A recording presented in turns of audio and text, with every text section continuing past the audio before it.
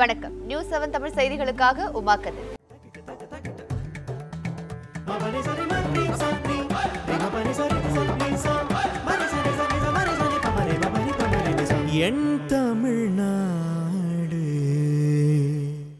திருச்சியில் அதிகாலை முதலே மதுபானங்கள் சட்டவிரோதமாக விற்பனை செய்யப்படுவது தெரியவந்திருக்கிறது.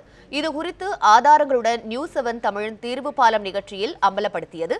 இது தொடர்பான காட்சிகளை இனி நாம் பார்க்கலாம். தமிழகத்தில் இருக்கக்கூடிய பெரும்பாலான டாஸ்மாக் கடைகள் தற்போது மூடப்பட்டிருக்கின்றன. அதே போல தேசிய நெடுஞ்சாலைகள், மாநில நெடுஞ்சாலைகள் அனைத்திலும் தற்போது நீதிமன்றங்களுடைய ஆணைக்கிணங்க தற்போது மூடப்பட்டிருக்கிறது. இந்நிலையில் காலை 12 மணியிலிருந்து இரவு 10 மணி வரை தான் தற்போது இந்த பகுதி முழுவதும் விற்பனை செய்ய வேண்டும் என தமிழக அரசு உத்தரவிட்டு தற்போது நேரத்தையும் குறைத்திருக்கிறார்கள். இந்த நிலையில் திருச்சியில் இருக்கக்கூடிய பெரும்பாலான கடைகள் 24 மணி நேரம் டாஸ்மாக் கணக்கு இயங்கிக் கொண்டிருக்கிறது. அந்த காட்சியை நம்மால் பார்க்க முடிகிறது. தற்போது நாம் நின்று கொண்டிருக்கிற பகுதி ஒரே ஒரு சாலையில் இருக்கக்கூடிய ஒரு பகுதி. இந்த பகுதியில் பார்த்தீங்கன்னா இப்போ நீங்கள் இந்த பகுதியில் நடந்துட்டு இருக்கீங்க. இங்கே 2 டாஸ்மாக் கடைகள் இயங்கிட்டு இருக்க அந்த காட்சிகள் உங்களால் பார்க்க முடிகிறது. இதில் பார்த்தீங்கன்னா 24 மணி நேரம் நீங்கள் எப்போ போனாலும் இங்கே சரக்கு கிடைக்கும் அப்படின்றப்போ இந்த இடம் முழுவதும் பார்த்தீங்கன்னா 24 மணி நேரம் பிஸியாக தான் ஒர்க் ஆகிட்டு இருக்கு. அந்த இடத்த நம்ம பார்த்துட்டு இருக்கோம்.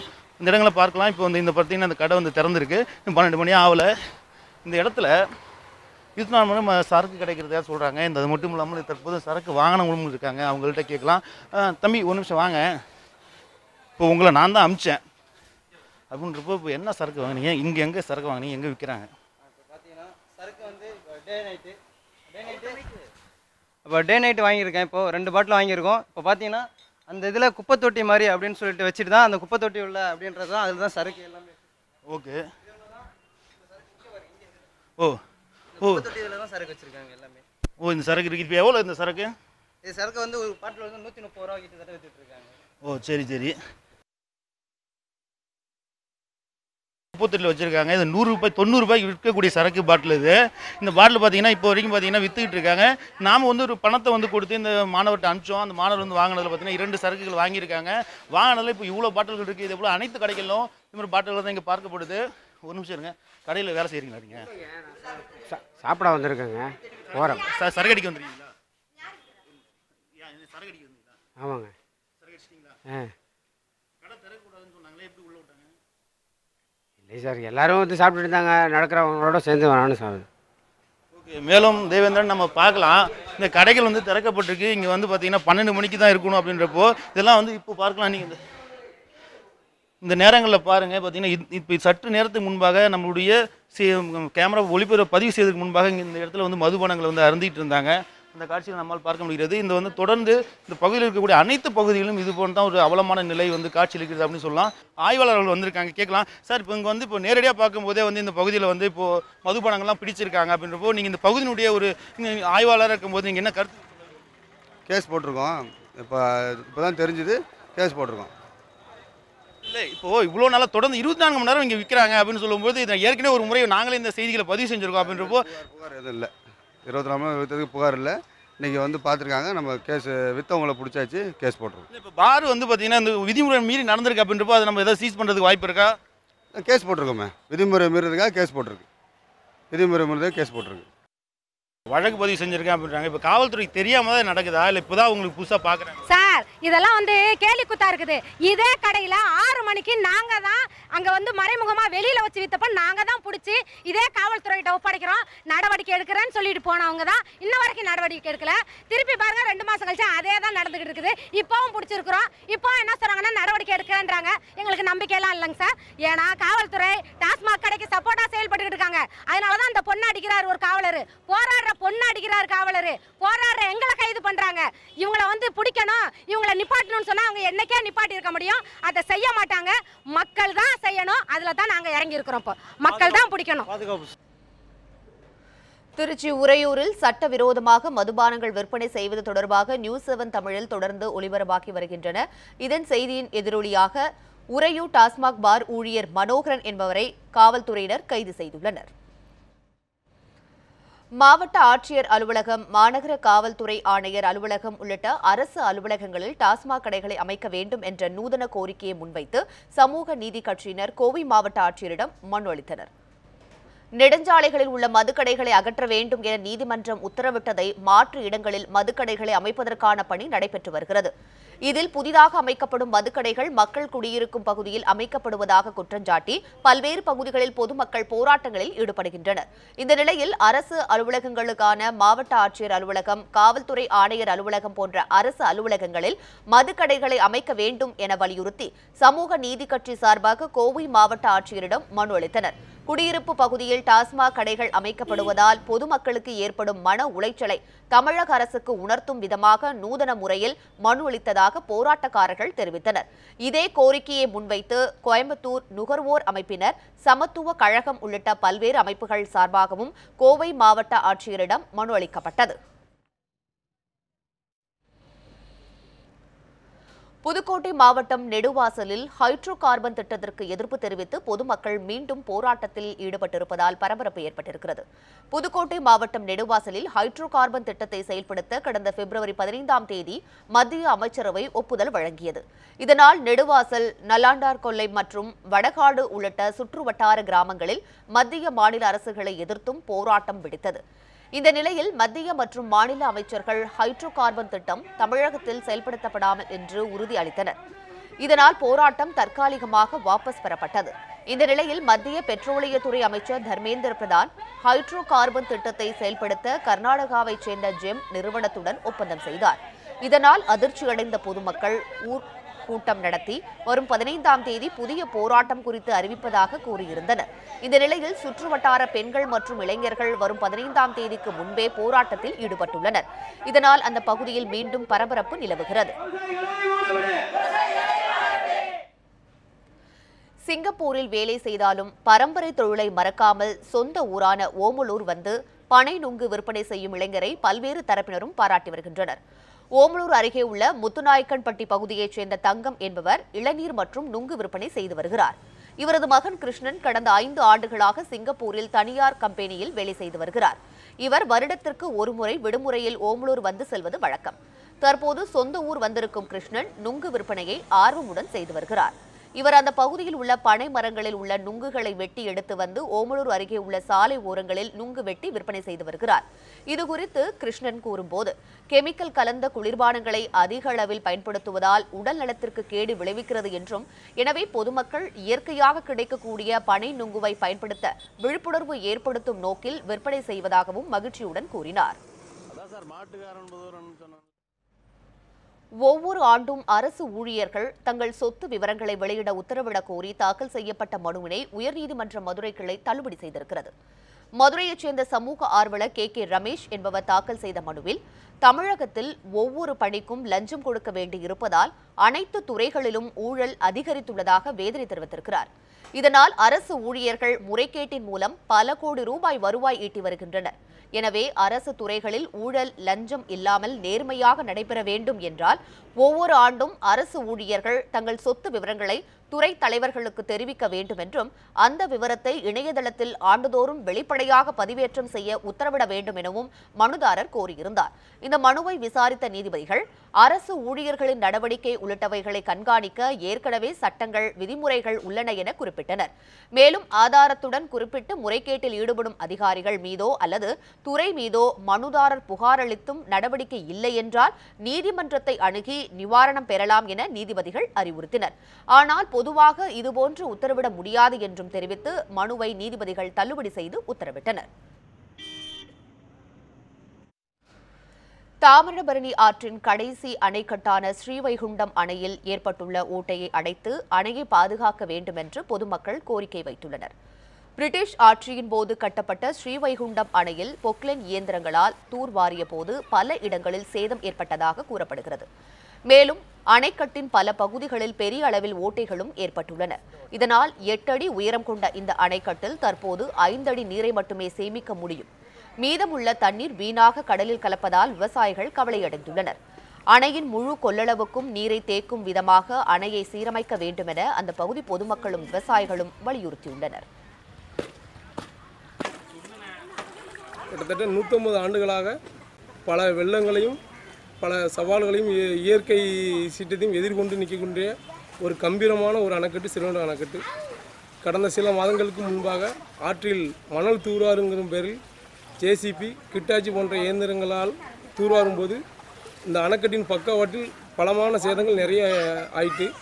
இதனால் ஒரு 3 அடி உயரம் தண்ணீர் வந்து சேமிக்க வைக்கக்கூடிய ஒரு பற்றாக்குறை ஏற்படும்.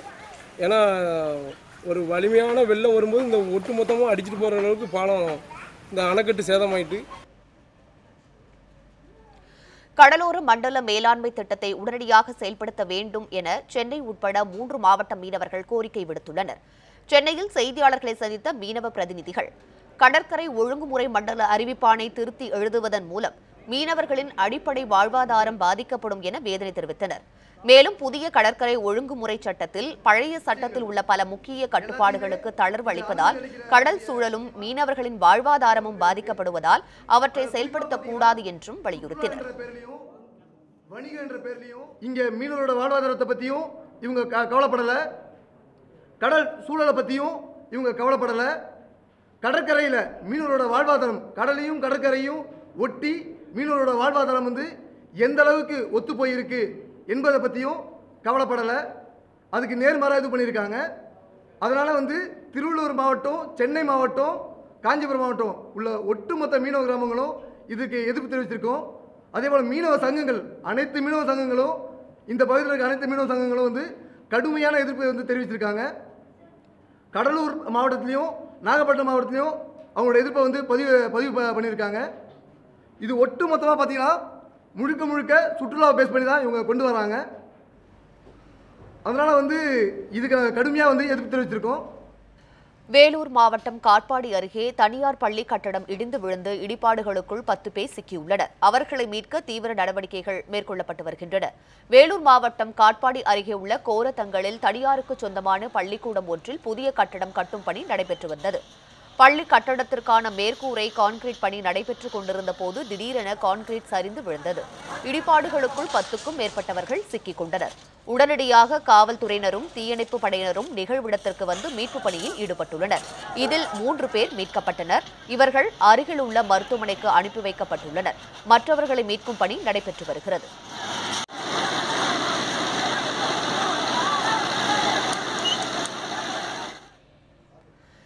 முன்னாள் ஊராட்சி மன்ற தலைவர் கொலை வழக்கில் குற்றவாளிகளை கைது செய்ய கோரி விடுதலை சிறுத்தைகள் கட்சியினர் சிவகங்கை ஆட்சியர் அலுவலகத்தை முற்றுகையிட்டு போராட்டம் நடத்தினர்.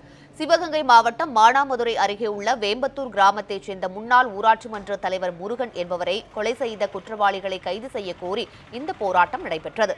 அப்போது முருகனின் பாதுகாப்பிற்காக துப்பாக்கி உரிமம் வழங்க உயர்நீதிமன்றம் உத்தரவிட்டும் அதனை வழங்காமல் இருந்த மாவட்ட ஆட்சியர் மற்றும் எஸ்பியை கொலை வழக்கில் சேர்க்க கோரியும் ஆட்சியர் அலுவலகத்தை முற்றுகையிட முயன்ற விடுதலை சிறுத்தைகள் கட்சியினரை காவல்துறையினர் கைது செய்தனர்.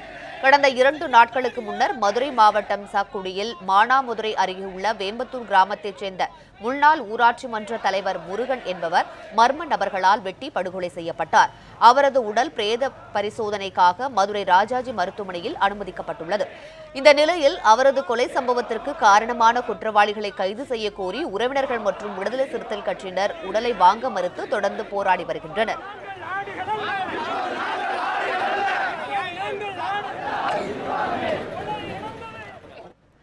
இலங்கையிலிருந்து சட்டவிரோதமாக படகு மூலம் வந்து தனுஷ்கோடி மணத்திட்டில் இறக்கிவிடப்பட்ட பெண் தனது 3 குழந்தைகளுடன் தவித்த நிலையில் அவரை கடலோர பாதுகாப்பு குழும காவல்துறையினர் கைது செய்து விசாரித்து வருகின்றனர்.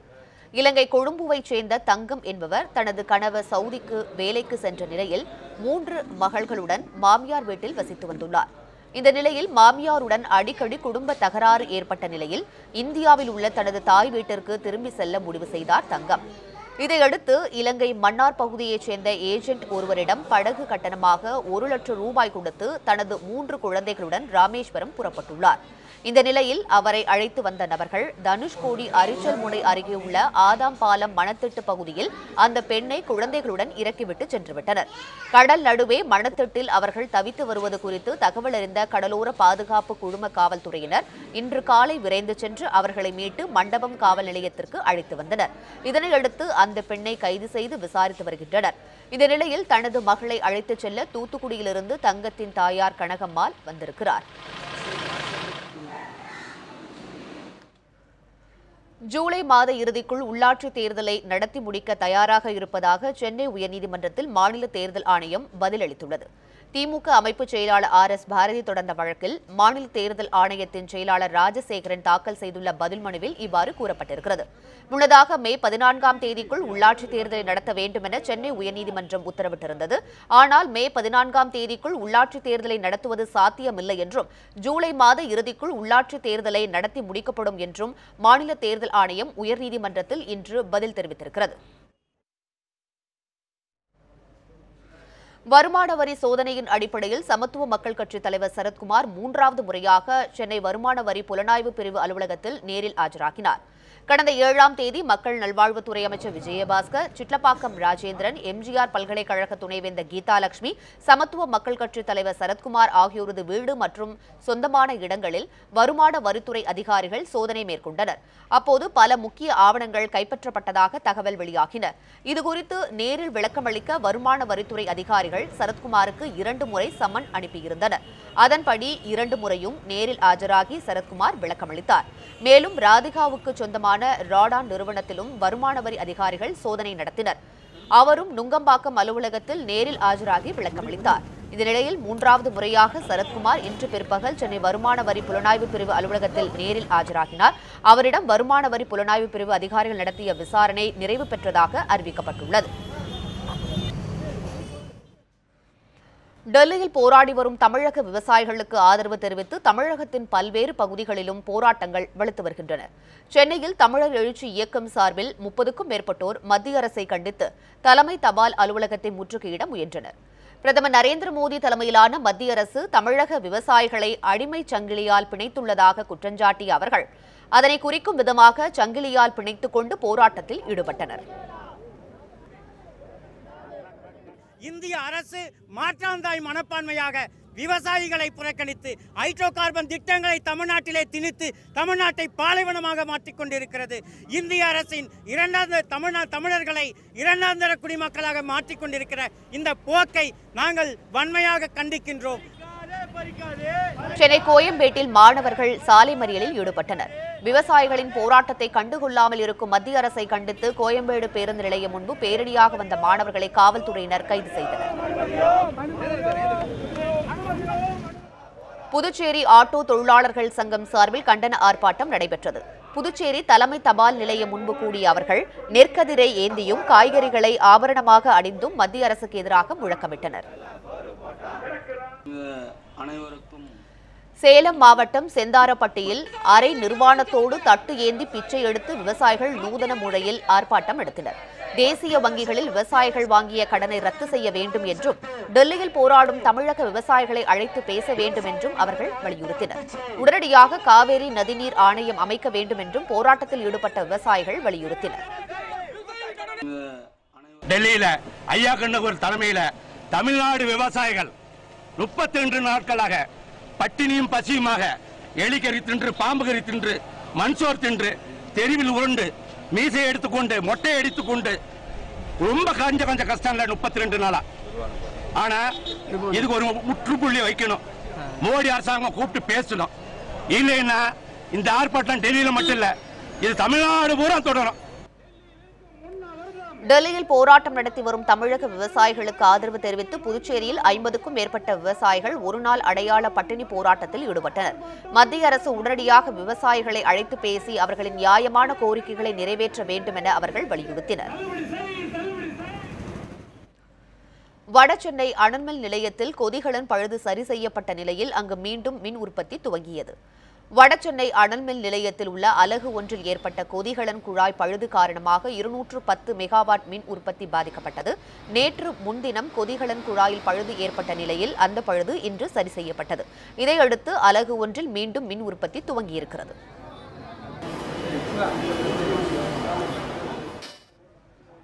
நெல்லை மாவட்டம் அம்பாசமுத்திரம் காசிநாதர் கோவில், பாபநாச சுவாமி கோவில், ஆழ்வார்குறிச்சி சிவசைலநாதர் கோவில்களில் தேரோட்டம் வெகு விமர்சையாக நடைபெற்றது. இன்று காலை 6 மணிக்கு சுவாமியும் அம்பாளும் திருத்தேருக்கு எழுந்தருளினர். தொடர்ந்து 10 மணிக்கு பக்தர்கள் திருத்தேர் வடம் பிடித்து இழுத்தனர்.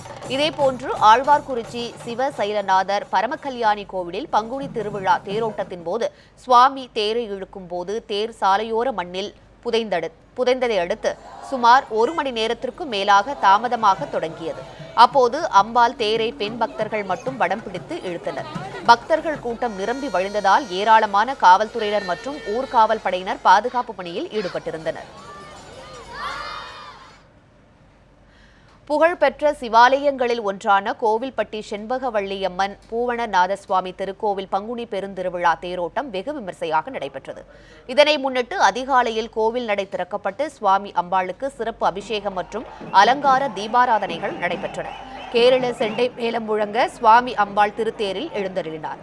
பின்னர் தமிழக செய்தி மற்றும் விளம்பரத்துறை அமைச்சர் கடம்பூர் ராஜு, இந்து அறநிலையத்துறை அமைச்சர் சேவூர் ராமச்சந்திரன் ஆகியோர் வடம் பிடித்து தேரோட்டத்தை தொடங்கி வைத்தனர். தேரோட்டத்தில் திரளான பக்தர்கள் பங்கேற்று சுவாமி தரிசனம் செய்தனர். மேலும் பல அண்மை செய்திகளுக்கு தொடர்ந்து இணைந்திருங்கள். நியூஸ் 7 தமிழோடு.